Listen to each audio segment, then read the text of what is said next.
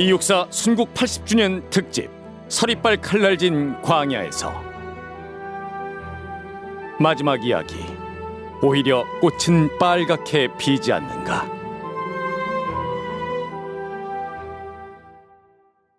(1944년 2월) 경성. 신석초는 뒤늦게 육사의 베이징 옥중 서거 소식을 전해 듣는다. 그는 오지 않았다. 아니, 왔다. 육사 형은 시신으로 돌아왔다. 모두가 절망을 부르짖을 때 가난한 노래의 씨앗을 뿌리는 꽃으로, 초인으로 돌아왔다.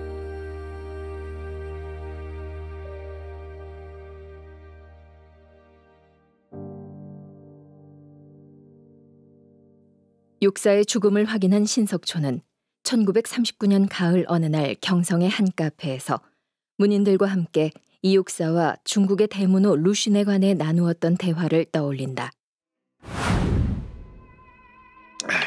내 지난날 중국 상하이에 머물 때 중국의 대작가 루신을 만난 건 참으로 소중한 추억이라네, 석초. 육사 형은 평소엔 과묵한데 루신에 대해 얘기할 때는 의외로 다변이고 열렬해진다오. 형도 아시오? 내가 그래? 참. 그거야. 내가 루신을 대문호로서도 지극한 조국애를 지닌 한 인간으로서도 존경하기 때문일 거네.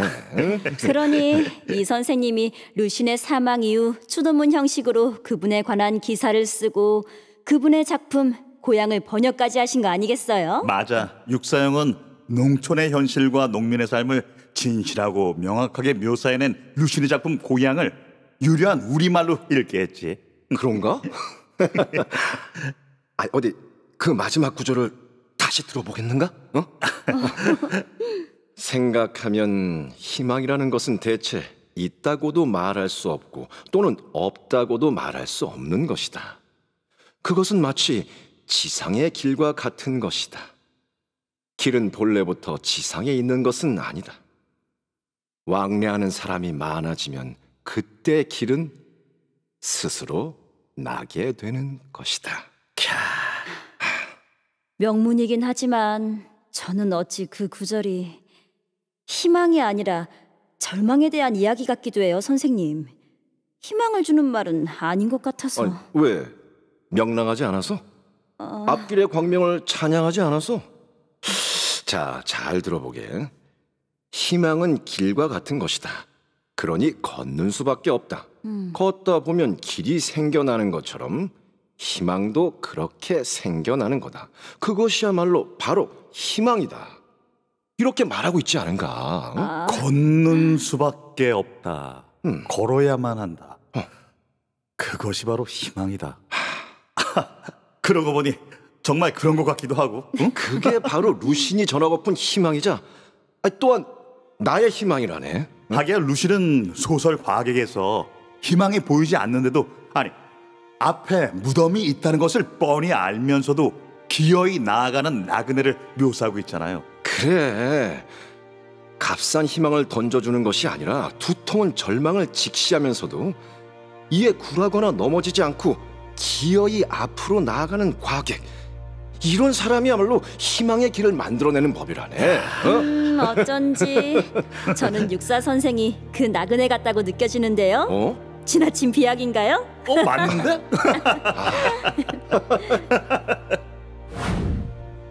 육사 형, 실은 그때 나도 그리 느끼고 있었죠. 앞에 무덤이 있다는 것을 뻔히 알면서도 기어이 나아가고야 마는 나그네. 육사 형은 그렇게 초인처럼 희망을 만들며 걸어가셨군요. 신석초는 루신에 얽힌 기억에 이어 1942년 새해 첫날 육사와 함께 답설하던 때를 떠올린다.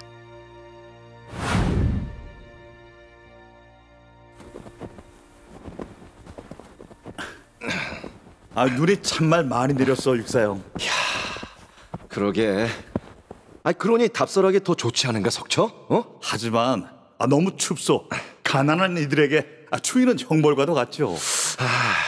추위보다 더 가혹한 형벌은 구속, 속박, 잃어버린 자유야. 어? 여러 차례 감옥에 갇혔던 형의 경험이요? 그럴 수도 있겠네. 선발 묶인 그 예속이 내게서 끝나지 않고 다음 세대까지 이어질 수 있다는 그 암울함. 나는 그게 뼈를 깎는 고문보다 더 고통스러웠어. 육사형은 언제나 다가올 날을, 미래를 생각하는군요. 내일을 보지 않고 어떻게 오늘을 살아갈 수 있겠나? 응? 그래서 형은 청포를 입은 손님을 기다리며 한 개의 별을 노래하고 있는 거요? 그럴지도. 내가 떠나기 전에 눈이 오면 답설 한번 더 하세. 육사형은 어찌 그리 눈길을 좋아하시오? 어둠이 걷히고 어슴풀에 날이 밝아오는 새벽, 아무도 걷지 않은 이 눈길을 걷는 순간으로 살기 위함이네. 야, 좋다, 그지? 네.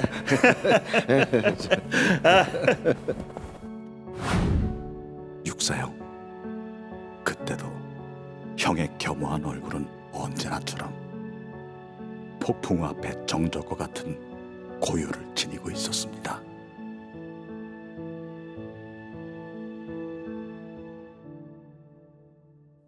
(2024년) 서울 예술의 전당 이육사 특별 전시실. 관람객들이 독립운동 연구자 강지원 교수, 이옥비 여사와 이야기를 나누고 있다. 이옥비 여사님, 옥비 여사님, 이름이 참 아름답습니다. 여사님이랑 참 잘 어울려요. 그렇습니까? 아유, 우리 아버지가 지어주셨는데 유일하게 남겨주신 것이 아버지의 혈통과 저의 이름 석자거든요. 그 뜻은 더욱 깊고 오묘하답니다. 아버지가 딸에게 전하는 특별한 의미를 담지 않았습니까, 여사님? 아유, 네, 그래요. 기름질 옥에 안일비로 지어주셨어요. 이름이 특별해서 사람들이 기억을 많이 하더라고요. 참, 저 여사님, 아버님이 돌아가셨다는 것을 알았을 때 어린 나이셨는데요. 그때 그 어머니는 어떠셨는지 기억이 나십니까? 네, 당시 어머니 모습은 생생하게 기억이 납니다. 어머니가 그렇게 서럽게 우시다가 이제는 밥도 안 하시고. 옥비야, 네 어머니 눈물이 아직도 다 마르지 않았나 보다. 네 아버지 소식을 듣고 나서부터 울기만 하시더니 먹지도 않고 자지도 않고. 아니, 이게 벌써 며칠째냐. 옥비 어멈, 그리 울고만 있다가는 큰 병을 얻는다. 산 사람은 살아야지. 어른 옥비를 봐서도. 숙모님도 집안 어르신도 그래서 걱정이 많으셨어요. 저는 어머니 우는 것만 기억이 나요. 아무것도 안 하시고 그냥 계속 우시는 거예요. 어머니는 그때 나는 죽어야 되겠다, 그런 생각만 하셨대요. 어렸지만 기억이 생생합니다.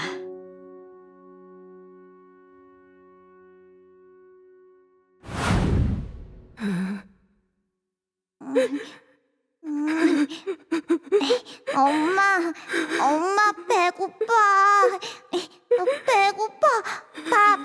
밥 먹자. 엄마. 뭐? 배고프다고? 밥 먹자고? 아이고, 내 정신 좀 봐라. 저 어린 것을 놔두고 내가 죽을 생각을 하다니.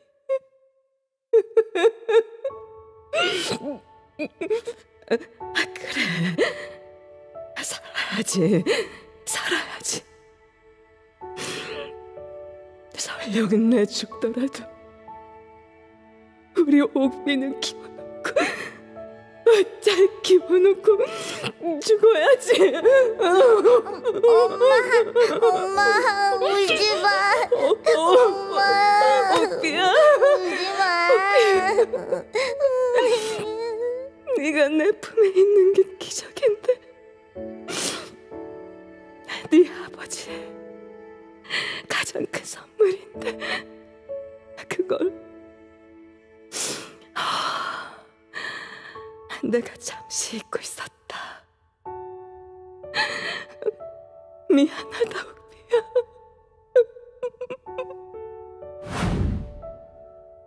생전에 어머니가 그러셨어요. 한 번은 할머니 때문에 살았고, 아버지가 떠나신 이후엔 너 때문에 내가 살았다라고요.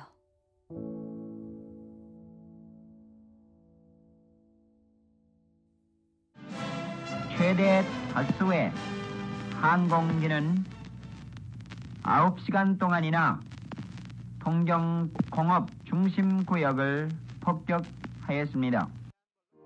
무조건 항복 이외에 다른 방도는 오직 일본 본도의 전멸뿐이라고 경고하였습니다. 샌프란시스코 전시정보국 미국의 소리 방송을 들은 경성의 시민들은 식민 해방의 날을 꿈꾸고 있다. 대한민국 임시정부가 독립을 위해 다양한 외교전을 전개하고 있답니다. 정말이에요? 그렇게만 된다면야. 아니 무장 독립군 규모도 상당하다던데. 분명한 건 일본의 승승장구가 사실이 아니라는 것과 해방의 날이 멀지 않았다는 것이겠죠. 그럼 정말로 독립하는 날이 올 수도 있다는 거네요. 진짜 그 날이 올 수도 있겠어요.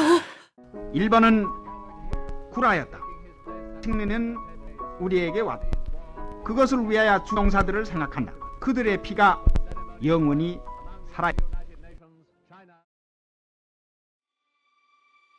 2024년 서울 시인과의 만남 내면 풍경 토크 콘서트 현장. 마지막 퍼즐을 맞추기 위해 미국에서 온 스칼렛은 관객들 사이에서 이옥비 여사의 이야기를 듣고 있다.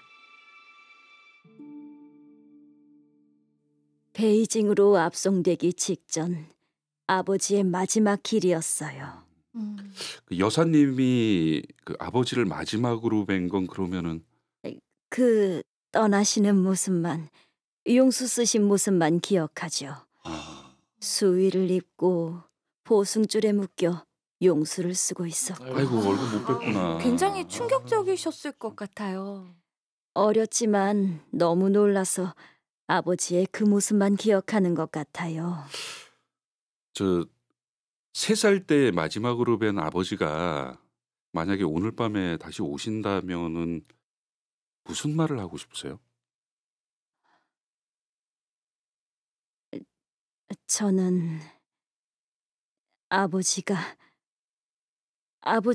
저를 기억하실지, 이렇게 나이 든 딸을 알아보실까? 그게 제일 걱정되기도 하고. 어떤 얼굴로 계셔도 다 알아보실 거예요. 그럼요. 그렇고 말고요.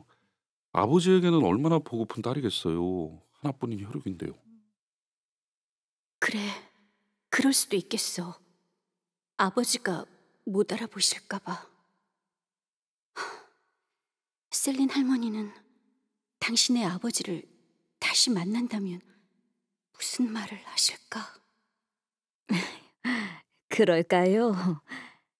제가 기억하는 아버지의 모습은 젊은 모습뿐이잖아요. 그래서 한편으로는 아버지가 돌아오시면 나이 든 할아버지 모습으로 오실까? 아니면 오래전 떠나가실 때 그 모습으로 오실까? 그것도 궁금해요. 어떤 모습으로 오시든 이육사 선생님은 세상 제일 멋진 아버지일 겁니다. 딸을 아끼는 마음은 다 같았는데 왕할아버지의 삶은 나에게 숨기고픈 부끄러움이 됐다. 하지만 역사는 영원히 이육사라는 분을 기억하며 그를 잊지 않을 것임에 틀림없어. 아버지를 뵈면 제일 먼저 하고픈 게 있으신가요, 여사님? 글쎄요. 왜 이제 오셨냐고. 아마도 처음엔 왜 이제 오셨냐고 투정 부릴 것 같아요. 그리곤 아버지라고 소리내어 불러보고 싶어요.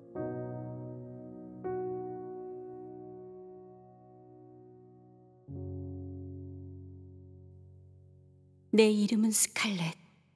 한국 이름은 김유나. 스칼렛으로 불릴 때와 김유나로 불릴 때 나는 어떤 기분이었지?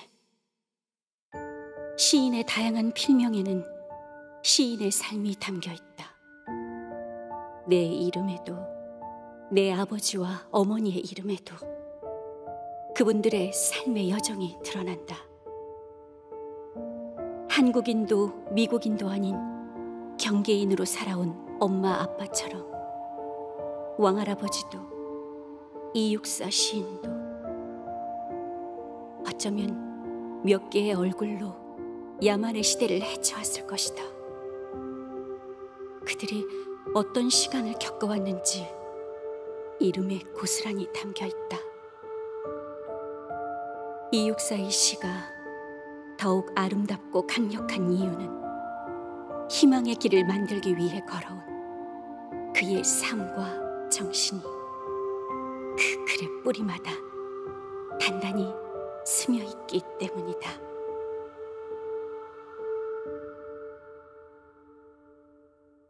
(2024년) 인천국제공항. 새로 발견된 이육사 시인의 유품에 대한 뉴스가 나오고 있다. 시청자 여러분 안녕하십니까? 오늘의 첫 소식입니다. 독립투사이자 광야, 청포도의 시인으로 널리 알려진 이육사에 관한 새로운 자료가 세상의 모습을 드러냈습니다. 그동안 밝혀지지 않았던 육사의 마지막 행적을 확인해 볼 수 있는 육사의 기록이 담긴 노트와 육사가 아꼈던 비치 인장이 이육사 문학관으로 돌아왔습니다. 독립운동가를 연구하는 동안대학교 강지원 교수의 증언입니다. 20여 년 전 연구실로 한 통의 전화가 걸려왔었죠. 이육사 시인을 밀고 한 자를 알고 있다는 내용이었지만 그것이 끝이었어요. 참 아쉬웠는데 얼마 전 젊은 여성분의 전화를 받았죠. 이육사 연구의 결정적인 자료가 되는 이 물건을 기증한 사람은 재미교포로 얼마 전 유족인 이옥비 여사를 찾아왔는데요. 여사는 유품을 찾게 된 기쁨을 이렇게 말했습니다. 제 생전에 아버지의 소중한 자료와 물품들을 찾을 수 있게 되어 무척 기쁘고 감사합니다. 이 자료는 제 개인의 것이 아니라 우리 역사의 한 부분이라 생각합니다. 이육사 문학관 측은 빠른 시일 내에 유품을 전시할 계획이라고 밝혔습니다.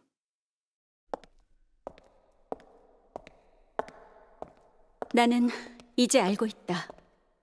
진실은 쉽게 사라지지 않고 언제 어떻게 우리를 찾아올지 알 수 없다는 것을. 우리의 삶이 역사이고 역사는 계속 쓰여지고 있음을.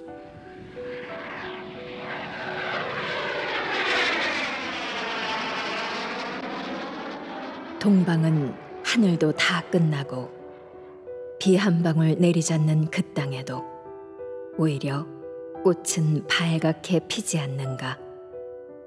내 목숨을 꾸며 쉼 없는 날이여.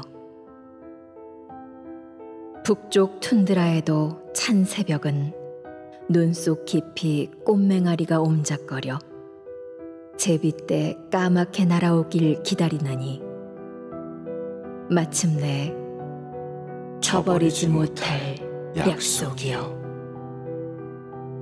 한바다 복판 용솟음 치는 곳, 바람결 따라 타오르는 꽃성에는 나비처럼 취하는 회상의 무리들아. 오늘 내 여기서 너를 불러보노라. 꽃 이육사 시 1945년 12월 17일 자유신문.